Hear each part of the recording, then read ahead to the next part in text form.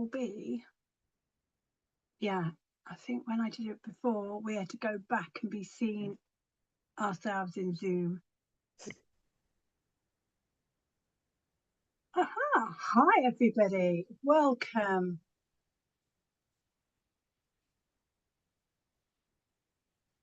So, hi, it's it's Nicola from the PDA space with Helene. Hi.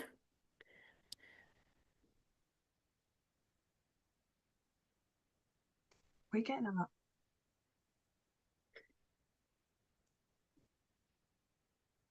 We're getting some feedback, aren't we? Which is a bit odd. I can't hear the feedback. Have you got YouTube open, maybe?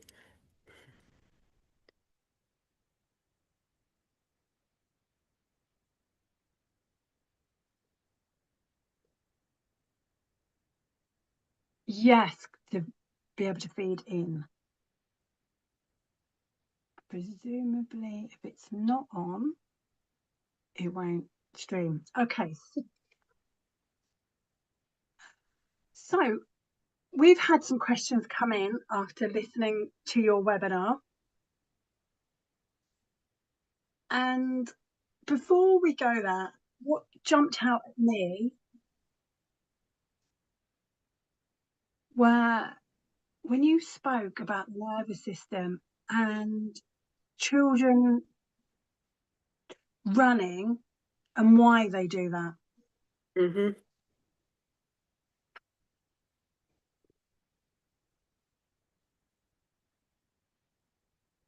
So why children run? Yeah, what's Yeah. going on for their nervous system. Basically, I think for me is when we put a demand on our nervous systems, whether that's a child's nervous system, an adult's nervous system, what happens um, in a PDA profile is we hit that fight flight response. And very often the only way that children can get out of a situation is to literally turn themselves around and run. I mean, I've worked in schools for 6, 7, probably coming up to 8 years now, actually, thinking about that. Um, and the amount of children that I've seen sort of leg it, scale fences, and it's everything in their body just saying, I need to get out. Now, we as adults kind of put a rationale on that to say, but you're safe. Why is your nervous system saying that you're not safe in here? And we really try and rationalize it, and then they end up with punishments and being shouted at and all this other stuff. Because we've not listened. Their body said no, but we've not listened to their body.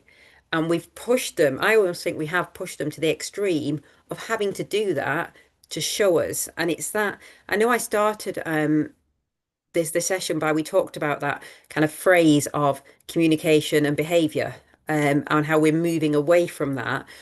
But I think this in this case, that behavior is an absolute communication that I've gone too far. You've put too much expectation on me. Um, I can't remember who said this, but I've been watching quite a lot of the talks today, and someone was talking about the demands on kids before they've even got to school, of getting out of bed, getting dressed, breakfast, teeth, transitioning to school, and that's even before they've sat in a classroom. So when we get somebody who says, now we're going to do some maths or some phonics, it's too much and we've not listened. So I think that's what I meant by sort of children literally running. I hope that answers your question.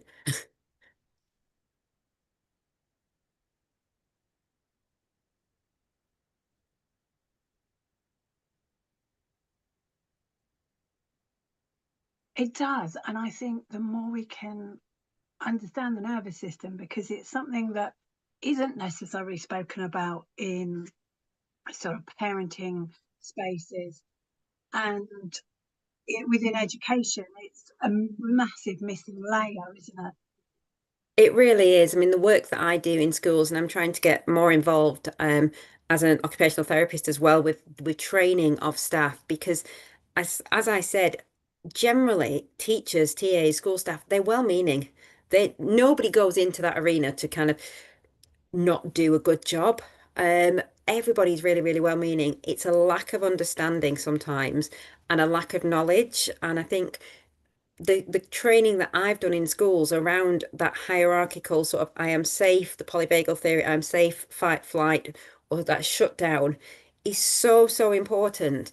And people get it, and children can get it. We can actually teach this to children and they understand it. And I've worked with families where we've explored this and we put names to these different states and we put movements and we've given little figurines and kids have come up with the next week going, my mummy was in her whatever state, pink, call it pink state today. Or then daddy was in his red state and he got a bit mad at me and I recognize and like parents going, I recognize when my nervous system needs help. And I see it a lot with teachers as well. I'm like, a, a dysregulated nervous system can never regulate another nervous system. So if we're talking about co-regulation, if you are not regulated yourself, you need to go away, have a change of face, come back. And I think it's really important. And I've done it. I hold my hands up, and I've sat with children. I've sat with in my own home with a child who like I'm not regulated enough to be doing this. And I really agree. I think it's the missing piece in schools.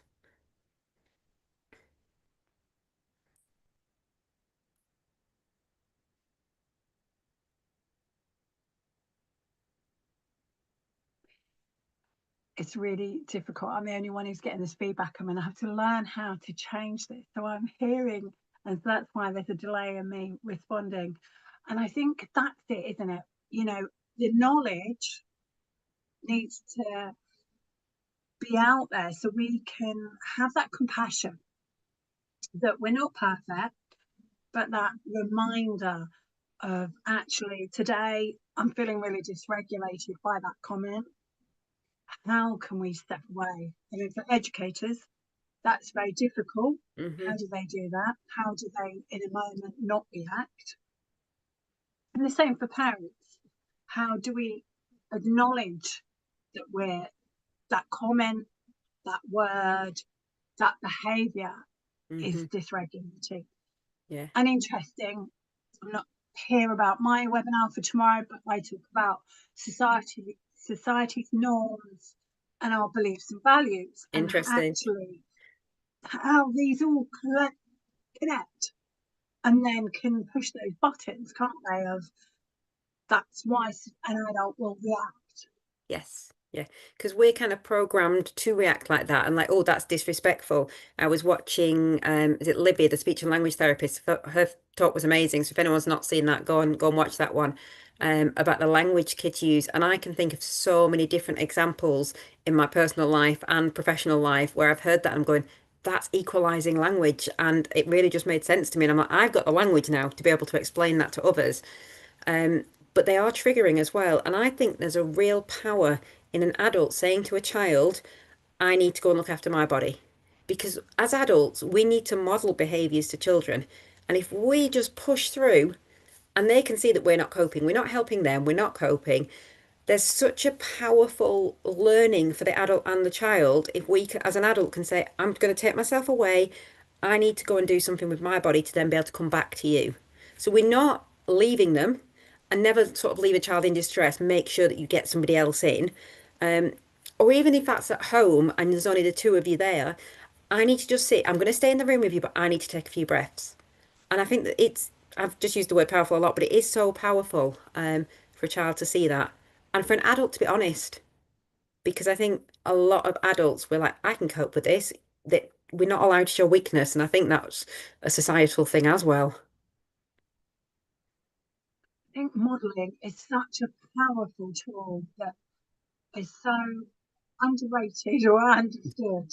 Mirror neurons, that's what we do. Science has proved that mirror neurons exist. We feed off each other, we learn from each other. Exactly.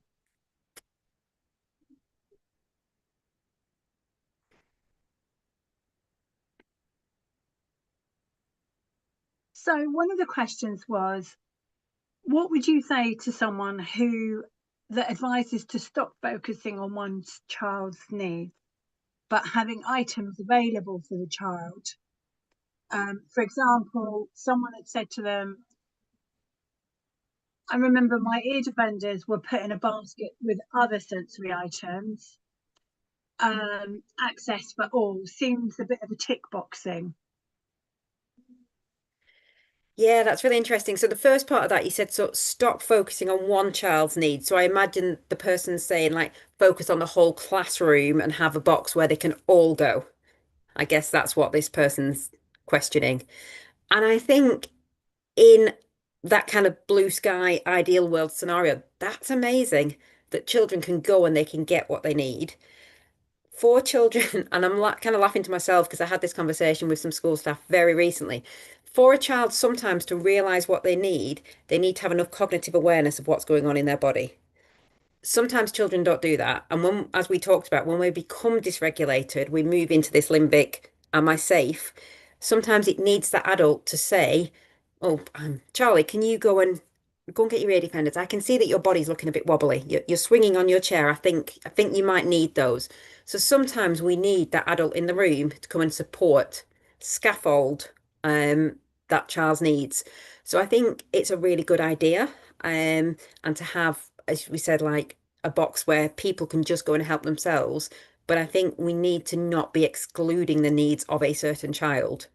Um, if there is a child in that class that is known that gets dysregulated through lights, don't put them in a position if they're in a group under a fluorescent light in a classroom.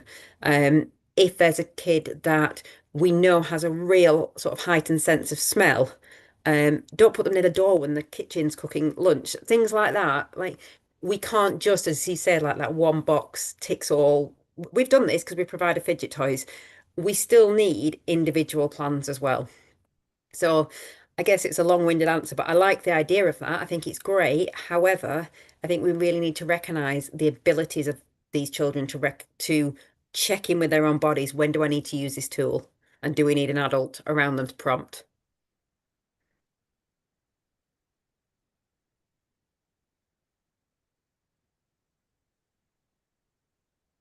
The other issue, isn't it, is then if it is something specific that one person needs, i.e., ear defenders, then Hmm. the sort of hygiene aspect and how that That is a very valid point. Yeah. Yeah. and You how we certainly don't have want to be those, sharing jewelry as I think the branded one is around. and it's how do we then have those, and how we have those conversations, because it's a bit of a bizarre one, isn't it? Mm. And it's like I said, with the quote from Paris Goodyear Brown, who said I've done quite a lot of her trainings. She's an amazing, amazing therapist, and hers is in here, everybody gets all of what they need and some of what they want. And I know I said that in the talk earlier, but it's so important, and children just get that. Adults don't get that. Adults worry too much sometimes about fairness, and I guess that's where our equality versus equity comes in. Yeah, because fairness isn't actually equity. No, no, it's not at all. Um, and they also said somebody said they loved the quote about occupational justice. Ah, okay. Yes. And Well, when we, every sorry, go on. but I'm just thinking, yeah, when we talk about an occupation, it's not about a job. An occupation is for children going to school, being able to access learning, in a way that's right for them, and it is justice. And I think that's why I shared the image at the beginning where we had the reality, the equity, the equality, and then the justice, where we just remove that barrier from those boxes. So yeah, occupational justice and occupational injustice is it's a bit of a clinical term, but it's really valid.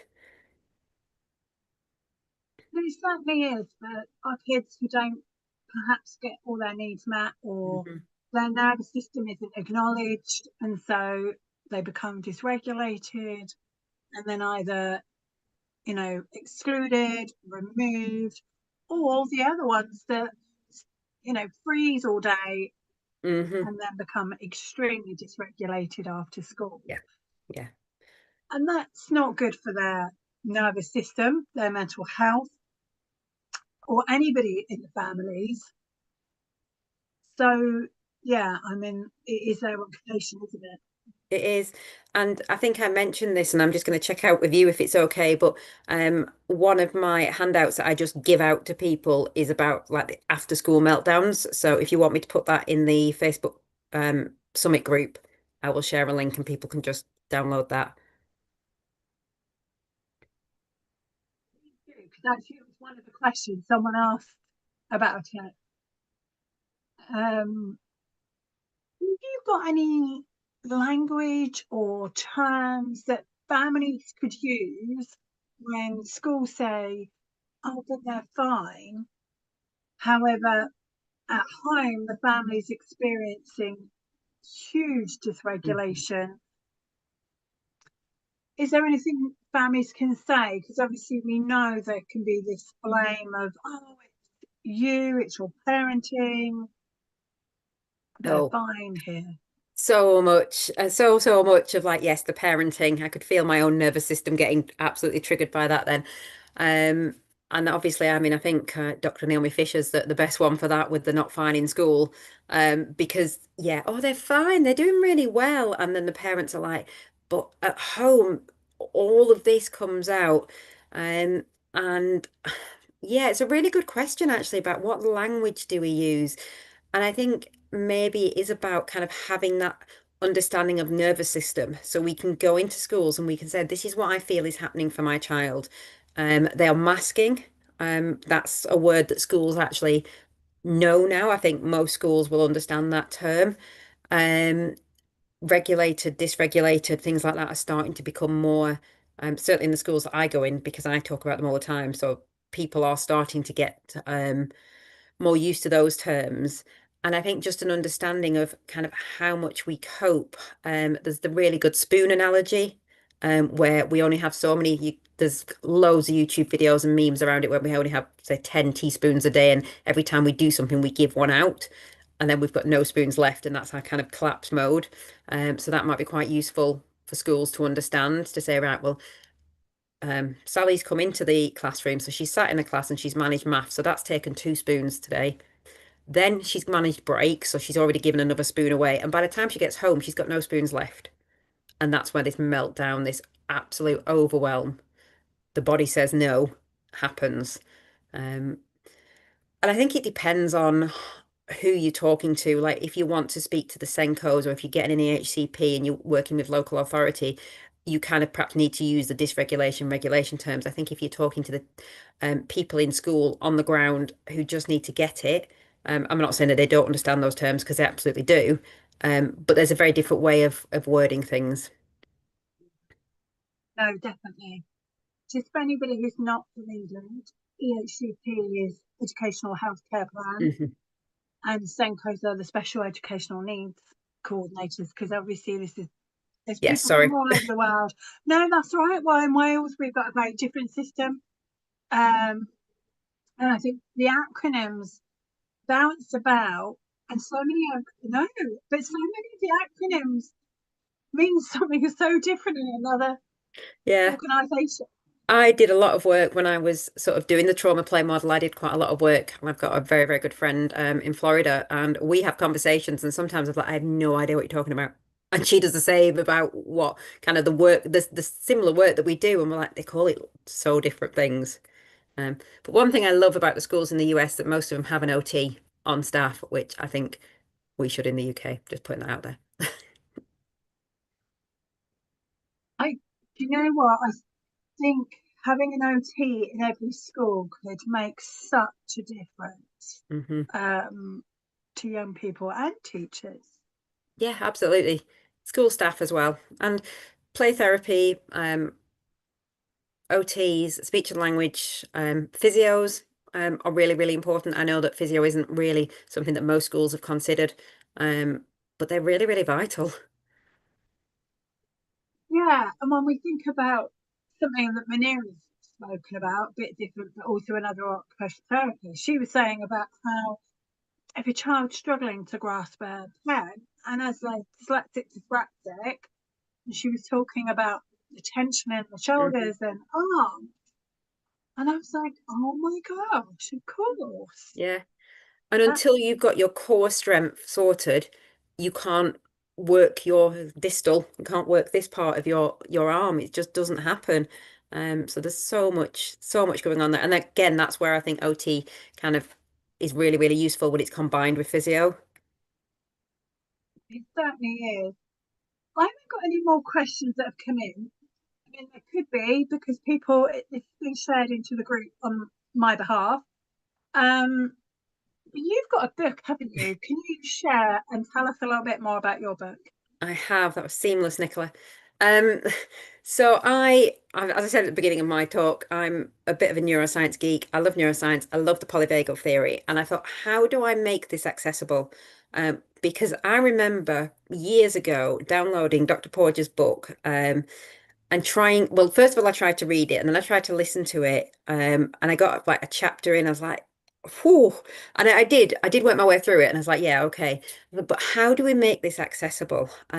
So over the years, I've kind of developed my understanding of the polyvagal theory. I've done courses and I thought, right, okay, we've got the window of tolerance, we've got the polyvagal theory. Let's combine them. So I have created, it's called Storms and Sunshines, Lily's Rainbow Journey. So we've got Lily. We've got my animal assistant Lyra, who does come into school. I do animal assisted play therapy, and this is her brother Ted. So the story is about Lily. Gets quite dysregulated because she's playing with a dog in the garden.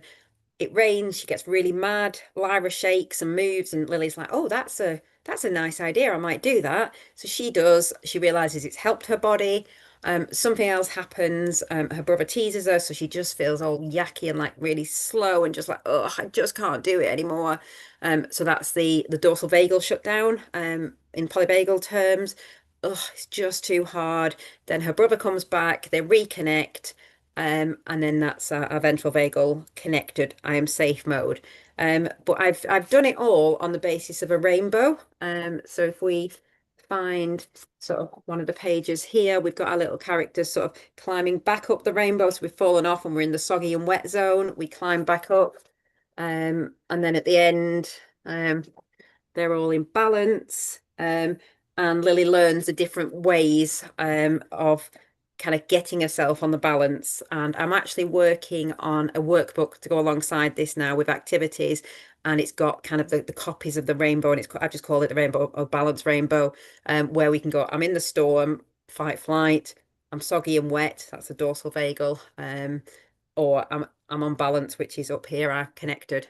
So yeah, that's my book. And my friends that I said about, can I do a name plug? Dora Henderson.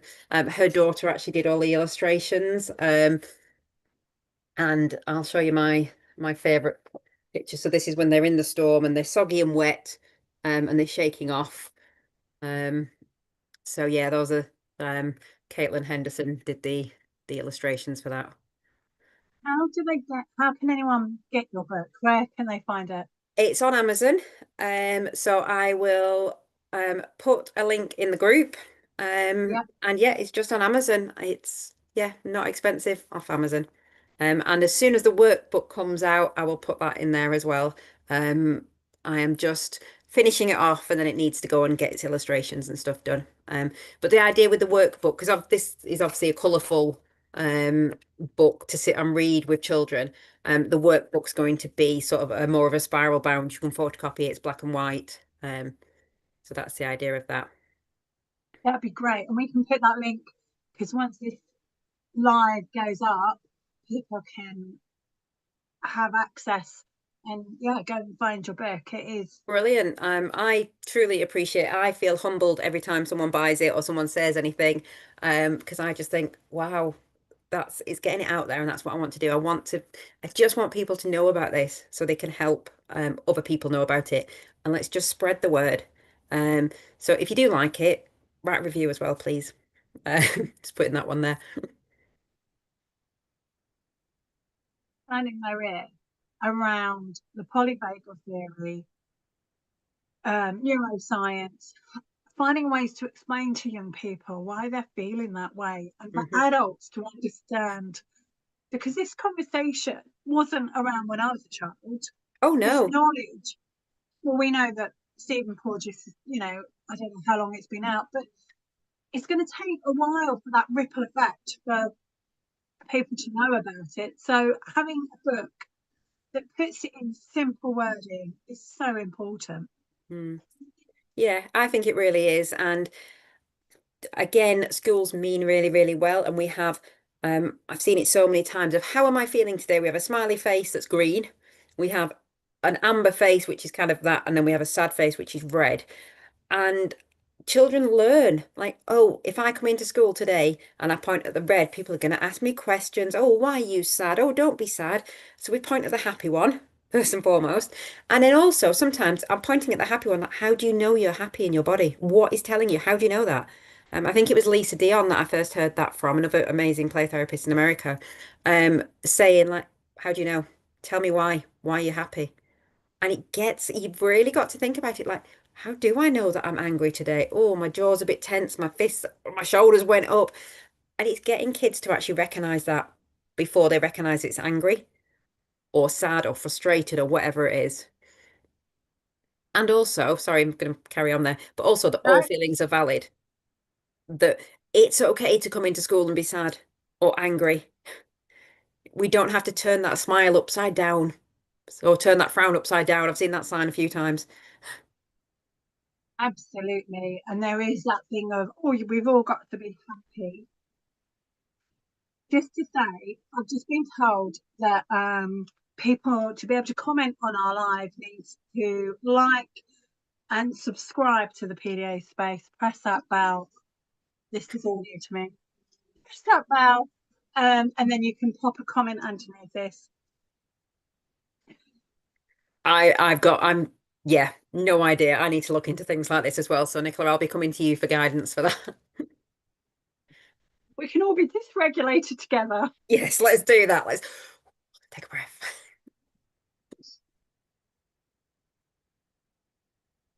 So, unless people have got any other questions, I think we'll come to an end. But Hmm.